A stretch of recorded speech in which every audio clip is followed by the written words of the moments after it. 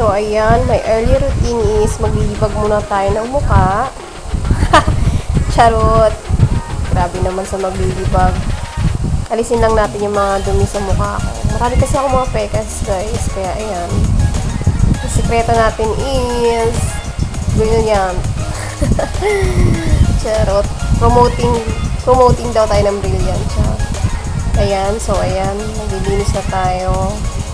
Medyo naaalis na rin yung mga libag-libag. Grabe sa libag. Libag talaga, girl. So, ayan. Bago siya pumunta sa palengke, may paarte-arte yan siya. Diba? Tapos pag may nagalit sa'yo, lagot ka, girl. Kamang may makeup ka pa rin yan, girl. So, tingnan natin kung ano bang mga kaartehan natin for this vlog. Ayan. O, diba? Hindi na siya nasiyahan. Lahat kukuskusin niya. Oh, girl, baka gusto mo pati likod mo. Libagin mo na. Charot! Wala si ate. Hindi pa natapos. Oy, ate, mamalengke lang tayo. So, bakit kailangan may pag-ganyan-ganyan, girl? Sa bagay, ganyan talaga pag ang mga nanay na, guys. Kailangan din natin magpaganda ng kaunti. Ito na lang yung kayamanan natin. Mukha na lang. So, kailangan natin pagandahin. Alam nyo na. Para naman kahit pa paano hindi tayo mukhang haggard face. So, ayan. Si Brilliant is nagahay. Yan lang naman ang sekreto ko, guys. Is Brilliant is real. So, ayan. Then after, so magme-makeup yan si girl. Masyado kasing alam nyo na. Paganda-ganda naman tayo ng kaunti, guys. Huwag naman tayo masyadong haggard. Para di naman hatang naghihirap. Naghihirap talaga. So, alam nyo na, wake up na lang is the key for real. What? Ano, kaya pa? So, ayan, sige, kuskusin mo ng kuskus. Ay, nako, ate, baka mamaya bura na yung face mo. Tama na, enough na. Masyado nang maganda, huwag mo nang sobrahan pa. Baka may in-love. May in-love ba eh? Diyos ko, 3 na. Baka dumami. Charot. Puti na lang wala yung asawa ko, guys. Nasa work. So, ayan. Ayun lang trabaho natin araw-araw. So, paganda-paganda lang. Harap-harap pa sa lamin. Yan na lang yung natin eh. Self-confidence. Self-confidence. So, ayan. So, ubusan na tayo ng English, guys. So, ayan. Sige, te. Push mo, te. Maganda ka na, tama na, okay na. Diba? Hindi pa siya kontento. Sige. Sa bagay, guys, lipstick na lang naman din yung papakulay-kulay natin. Nang kinang-kinang naman tayo ng kaunti pagka lumalabas.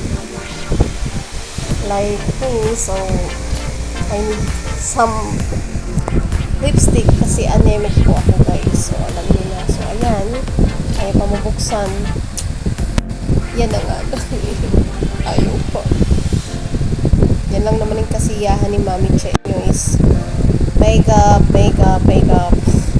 Everyday makeup kahit nasa bahay. Kahit magwawalis lang yan. Maglinis ng bahay, magluluto. So, paghaharap ko sa lamin, alam nyo na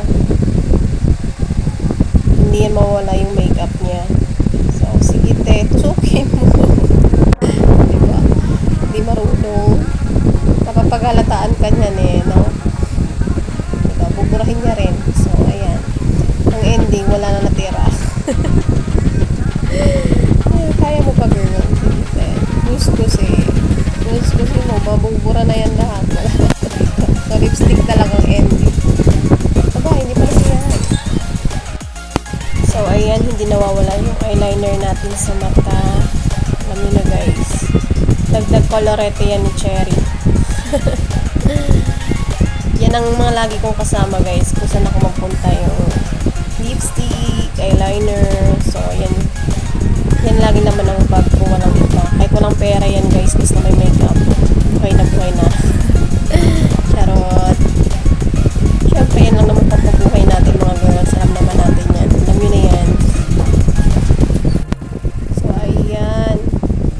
Okay na, te. Tama na. Maganda ka na, te. Sus. Palengke lang punta mo. Baka nakakalimutan mo. Diba? Pinag-mail niya na. Wala pang suklay yan. Hindi uso suklay suklay sa amin guys. Pasensya na. Suklay namin dito sa kanya-kanyang kamay namin. Kuskus sa buhok. Ayan. So, ayan. Tignan natin mga kasamahan ko guys. So, mga busy sila sa kakapanood ng Kenkoy. Tararew! Mga busy-busyhan yan for this day. So, habang ako'y pupunta ng palengke at ang lolo nilang may iwan. So, let's go guys! Ayan. Lakad-lakad tayo kaunti. Pagpunta sa tayo ng tricycle. Ganda ng aming panahon guys. So, makabingin dito sa amin. So, ganda lang.